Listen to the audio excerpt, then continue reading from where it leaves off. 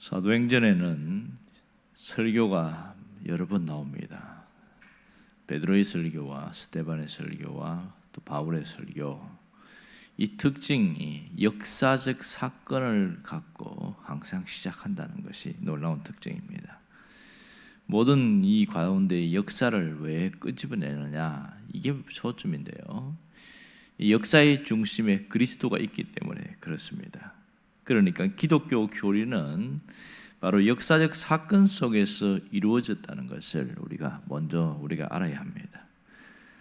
또 하나는 역사를 이야기하는 이유는 그 속에, 그 역사의 흐름 속에 하나님의 뜻과 하나님의 다스림, 다시 말해서 하나님의 경륜이 있기 때문에 그렇습니다.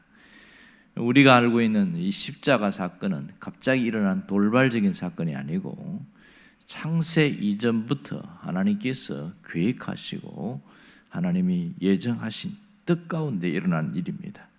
그러므로 그 가운데서 하나님이 어떻게 일하시는가, 이걸 볼 줄 아는 것이 기독교 역사를 바로 분별할 수 아는 자다, 그렇게 합니다.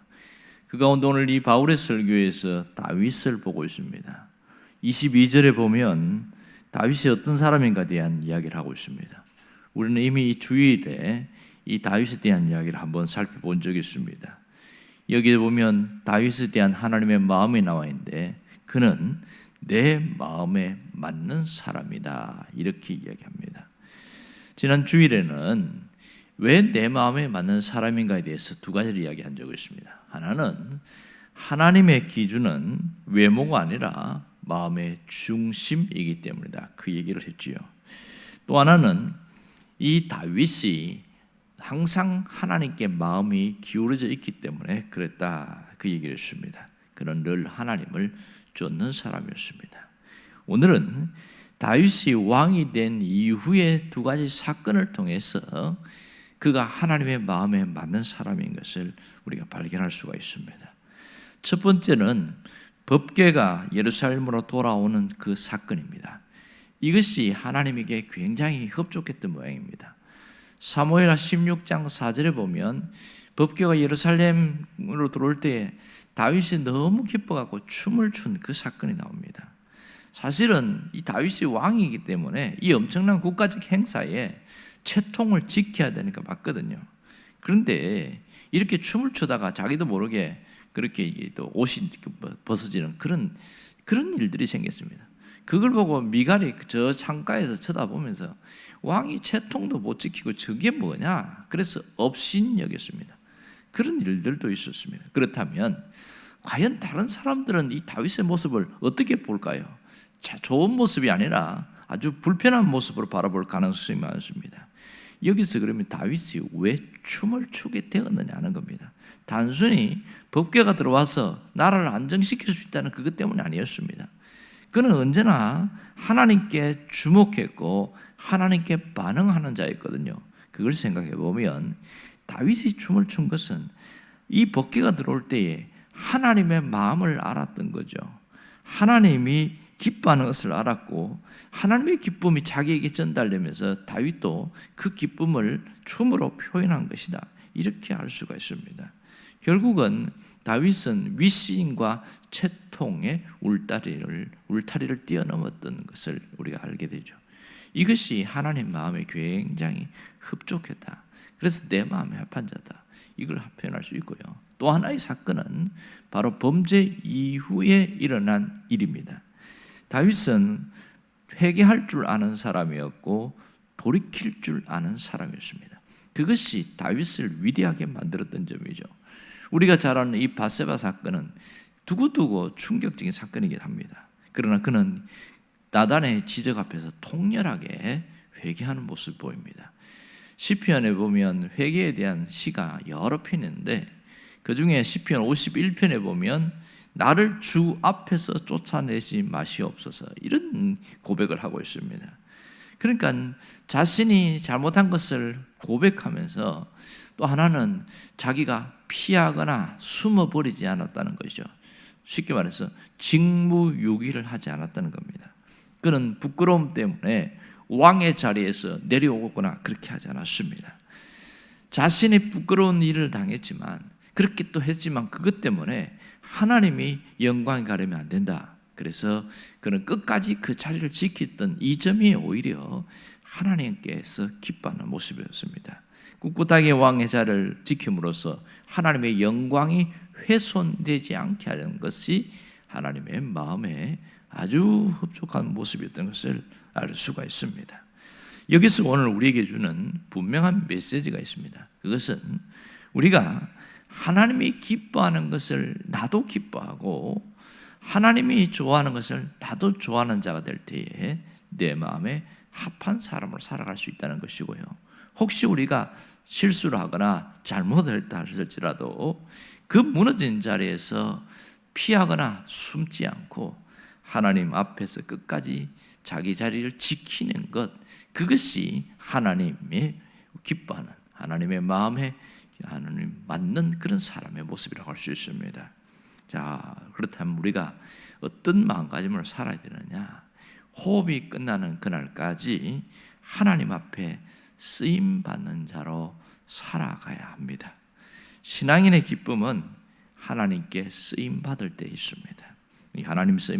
하나님께 쓰임 받을 때 가장 행복한 법이기 때문에 그렇습니다. 인간은 누구나 일하는 것을 좋아하고 또 쓰임 받기를 원합니다. 쓰임 받고 있다는 자체가 정말 행복한 일이기 때문에 그렇습니다. 프랑스의 그 철학자 중에서 장자크 루소라는 사람이 있는데 이 사람은 반계몽주의 철학자이긴 합니다만 그분이 한 유명한 말이 있습니다. 이 세상의 사람은 두 번 태어난다. 한 번은 존재하기 위해서 태어나고 또 한 번은 일하기 위해서, 다시 말해서 쓰임받기 위해서 태어난다. 이런 얘기를 했습니다. 정말 사람이 먹고 사는 일에 존재함으로써 산다면 그는 동물적인 모습에서 벗어나지 못하겠지요. 사람이 자기가 하고 있는 그 일, 또 쓰임받는 그것을 통해서 행복을 누릴 수 있다는 것을 알 수가 있습니다. 그래서 어떤 분은 사람이 쓰임받는 것을 그릇에 비유하는 경우가 굉장히 많습니다. 그러면서 그걸 뭐라고 그러냐면 그릇이라고 다 같은 그릇이 아닙니다. 늘 쓰임받는 그릇이 있는가 하면 어쩌다가 쓰임받는 그릇도 있습니다. 그런 얘기를 하는 거예요. 그러면서 큰 양푼이라든지 함지박 같은 이런 것들은 김장을 할 때나 1년에 한두 번 정도 쓰임받는다는 거예요. 하지만 국그릇, 밥그릇, 반찬 그릇은 굉장히 자주 쓰임을 받는다. 사람도 그렇다. 그런 얘기를 하는 겁니다. 오늘 우리가 어떤 모습으로 서 있을 때 하나님 우리를 쓰실까요? 하나님은 우리가 진정한 예배자가 되어 있을 때 하나님 우리를 쓰신다는 것은 분명합니다. 오늘 다윗을 보면 그는 진정한 예배자였던 것을 알 수 있습니다.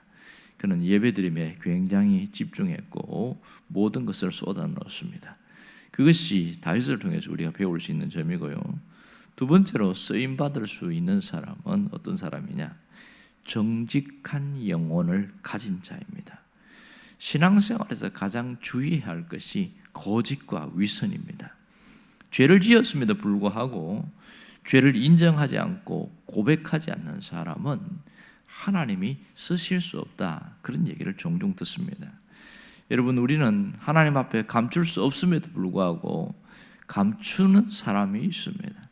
하나님께 감추는 사람은 쓰임받지 못한다는 것이 우리가 분명한 사실이죠. 이 정직한 영혼을 가진 자만이 진정으로 하나님께 쓰임받을 수 있습니다. 구약에 보면 그 여호수아 7장의 아간 사건 아시지요? 하나님이 다 알고 계시는데 하나님이 여호수아를 통해서 굳이 제비뽑기를 하게 만듭니다. 제비뽑기를 해서 여러 번의 단계를 거쳐서 마침내 아간이 뽑히게 되는데 그럼 왜 제비뽑기를 했을까요? 하나님은 이미 아시잖아요. 그리고 여호수아에게 아간이 그랬다 한마디만 하면 되는데 하나님이 침묵하시거든요. 그것은 이 아간이 자신의 물욕에 현혹되어서 큰 잘못을 저질렀지만 통렬하게 회개하면서 무릎 꿇기를 원했던 그것이 담겨 있다는 걸 알 수 있습니다. 그런데 끝까지 고백을 하지 않습니다. 마지막에 죄가 드러나서야 그것을 고백합니다. 여기서 안타까운 게 이거거든요. 하나님은 잘못했다고 무조건 벌을 내리는 분이 아닌데 인간이 그 거짓을 끝까지 감추려고 할 때 하나님 앞에 쓰임받을 수 없다는 것을 보여주고 있습니다. 정직한 영혼을 가진 자만이 하나님께 쓰임받습니다. 누가 그랬어요? 다윗이 바로 이러한 삶을 살았습니다. 그가 내 마음에 합한 자라는 하나님의 말을 들었던 것은 그는 정직한 영혼을 가진 자이기 때문에 그렇습니다. 그가 자신의 죄를 지적했을 때에 나단 선지자가 아주 날카롭게 지적할 때에 회개하고 무릎 꿇을 수 있었던 것은 그가 늘 정직한 영혼을 가지고 있었기 때문에 가능한 일입니다. 여러분, 우리는 예수를 믿으면서 정직하려고 애를 쓰는데 실상 뚜껑을 열어보면 오히려 거짓이 더 많고 포장을 하거나 위선이 훨씬 많습니다. 그래서 늘 갈등을 하는 거거든요. 왜 정직하게 못 살까? 무엇 때문에 이런 일이 생길까요? 십자가 은혜를 붙들고 사는 사람은 정직하게 살아갈 수 있습니다. 그 은혜가 나를 그렇게 몰고 가는 거예요. 그러나 십자가 은혜를 놓치고 사는 사람은 자기 의가 강하기 때문에 자꾸만 포장하고 위선 속에 살아가게 되었습니다. 여러분, 가장 문제는 예수를 믿으면서도 어떻게 믿어야 하는가를 모르고 살아갑니다. 자기 의가 강한 사람은 자꾸만 자기 신앙이 좋은 것을 드러내려고 해요. 그러나 십자가의 은혜를 붙들고 사는 사람은 내가 믿으면 믿을수록 바울처럼 내가 이렇게 죄가 많은 사람이다. 자기 죄를 보면서 겸손해지더라. 그런 얘기를 합니다. 여러분, 하나님은 우리가 죄 아래 사는 것을 알고 계십니다. 하나님은 우리가 죄를 고백하기를 원합니다. 그러나 사람들이 하나님 앞에 바로 서 있지 않으면 죄 고백하는 것을 두려워합니다. 오늘 이 하나님께서 다윗을 통해서 뭘 얘기합니까? 내가 다윗을 만나니 그는 내 마음에 맞는 사람이다. 이것이 굉장한 차원 높은 신앙을 가진 사람에게 하시는 말씀이 아니라는 것을 알아야 됩니다. 특별히 하나님 앞에 바로 서 있으려고 하는 그 사람이 하나님 마음에 맞는 사람인 것이지요. 하나님은 그 뒤에 하신 얘기를 우리가 주의 깊게 봐야 됩니다. 하나님께서 다윗을 통해서 뭐라고 이야기합니까? 내 뜻을 다 이루리라. 내 뜻을 다 이루리라. 이 핵심은 이미 우리가 살펴본 것처럼 예수 그리스도의 오심이었습니다. 23절에 나타나는 것처럼 예수 그리스도가 오심이 내 뜻을 다 이루리라. 그렇다면 이미 예수님은 이 땅에 오셨어요. 우리를 위해서 모든 대속 사역을 다 끝내셨어요. 그러면 오늘 지금 살고 있는 우리에게 하나님의 내 뜻을 다 이루리라. 그것이 누구에게 한 얘기입니까? 바로 우리에게 한 얘기겠죠. 하나님의 뜻이 어떻게 이루어져요? 하나님 나라가 세워지는 그 일에 쓰임받는 자로 살아가게 하는 그 일, 그 속에서 하나님의 뜻이 이루어지는 것이죠. 예수님이 만왕의 왕으로 재림하는 그날까지 우리가 하나님 앞에 쓰임받는데 그것이 하나님의 뜻을 이루어가는 과정이 있습니다. 그러므로 우리는 마지막까지 사람 눈치 보지 말고 하나님 눈치를 볼 줄 알아야 됩니다. 사람이 조롱한다 할지라도 하나님이 인정하는 사람으로 살아가리라. 그러한 마음과 결심이 있을 때 우리의 신앙은 넉넉히 이길 수 있다는 사실입니다. 그러므로 늘 신앙 안에서 가장 평범한 것 중에 가장 귀하고 소중한 진리가 있음을 놓치지 않아야 됩니다. 오늘 하나님이 나를 통해서 그 뜻을 이루기를 원한다는 것을 잊지 않기를 주의 이름으로 축원합니다. 기도하겠습니다.